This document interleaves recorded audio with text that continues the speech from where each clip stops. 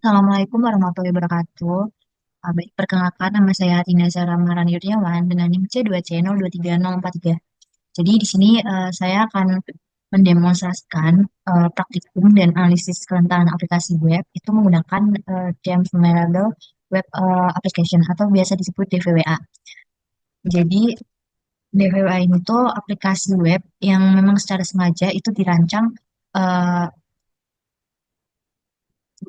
untuk pembelajaran. Jadi di sini sumber DVWA saya itu mengambil dari GitHub dan praktikum ini perlu saya tekankan itu semata-mata hanya untuk memenuhi tugas dan mata kuliah serta sebagai media pembelajaran dalam memahami berbagai jenis kerentanan pada aplikasi web. Baik, modul yang akan saya praktekkan di sini itu ada yang pertama brute force, yang kedua CSRF, dan file inclusion. Sebelum itu, login dulu dengan eh, email dan password yang sudah ditetapkan di sini. Untuk username-nya admin, itu passwordnya itu password. Oke, login. Lalu untuk yang akan saya praktikkan pertama kali itu adalah brute force. Tapi sebelum masuk ke praktikum, itu kita perlu setting DVWA security-nya, levelnya. Jadi di sini ketentuannya itu eh, low dan medium, tapi di sini instruksinya itu untuk yang brute force ini low. Jadi kita atur ke low terlebih dahulu, lalu submit, lalu kita pergi ke brute force.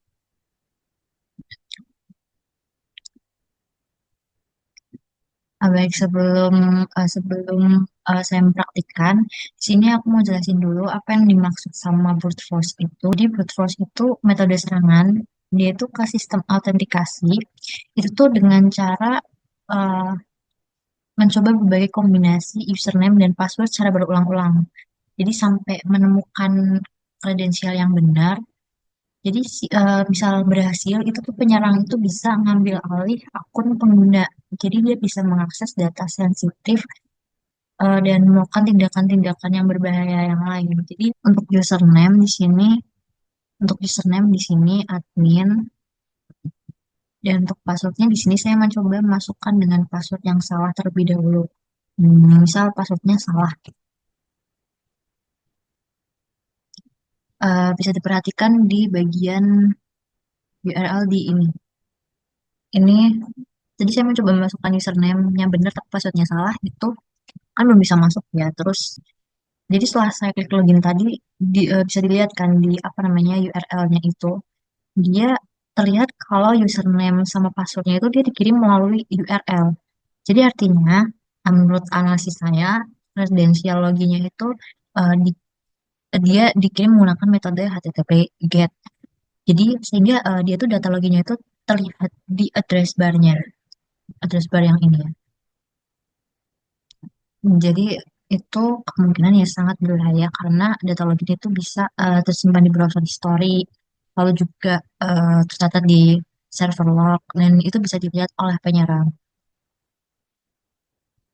Terus saya coba versi yang benar untuk username-nya admin dan passwordnya adalah password. Karena tadi yang pertama saya masukkan itu passwordnya salah. Eh, saya coba masuk melalui sini. Passwordnya adalah password. Lalu tekan enter. Dia eh, berhasil login. Jadi untuk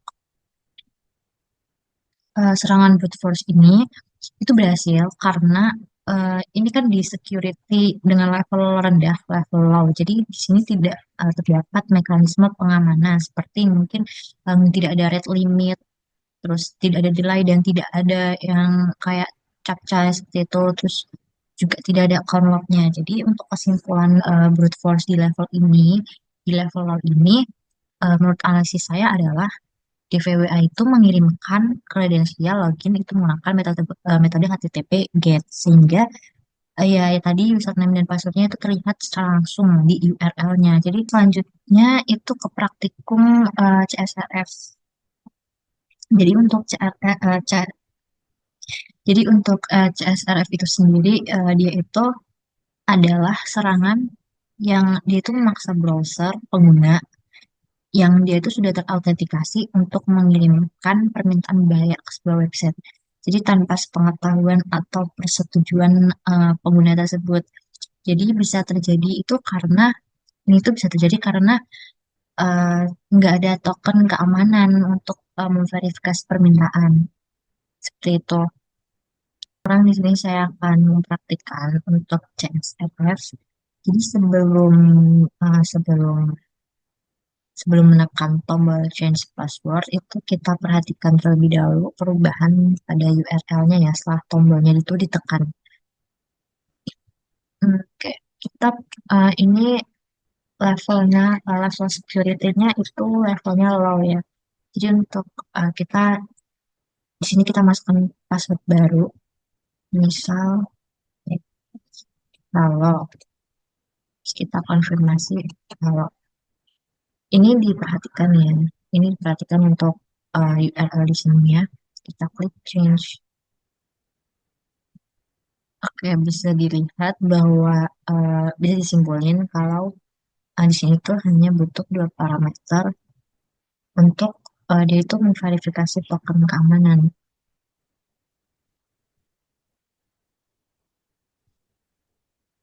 Ini untuk dua parameternya itu ada password new sama password conf. Jadi bisa diganti juga dari sini.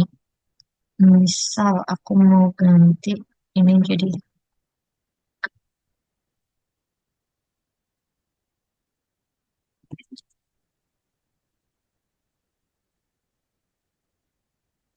kita tekan enter. Ini sudah berhasil diganti passwordnya karena tadi saya sudah klik enter.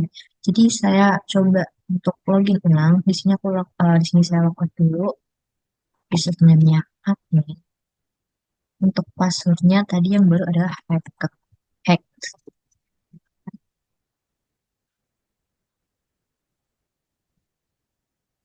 Nah, berhasil. Eh, jadi tadi yang pertama itu dia melalui kolom, yang kedua juga penyerang bisa dia itu bikin URL jahat ya. Contohnya yang tadi masukin eh, ganti password lewat URL itu. Jadi saat URL-nya itu dibuka, passwordnya admin tadi itu langsung berubah tanpa konfirmasi. Terus saya coba login ulang menggunakan password yang baru dan loginnya berhasil. Itu untuk praktikum CSRF di sistem keamanan yang levelnya masih rendah. Untuk selanjutnya itu ke file inclusion.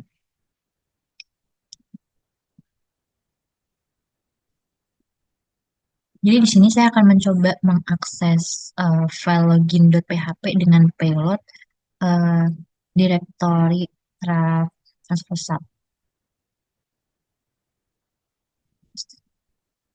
Lalu tekan enter. Di sini file itu bisa diakses karena dia tidak ada validasi input. Terus juga di sini direktorinya traversal ya. Terus untuk fungsi include itu di sini terlalu powerful. Itu untuk alasan kenapa itu bisa dibuka. Jadi dengan teknik ini tuh yang saya dapatkan, yang saya tangkap itu penyerang ini bisa mengakses atau mengeksekusi file lain itu di server. Baik, sekian untuk penjelasan demonstrasi praktikum keamanan data dari saya. Kurang lebihnya mohon maaf apabila terdapat banyak kekurangan. Sekian, terima kasih. Wassalamualaikum warahmatullahi wabarakatuh.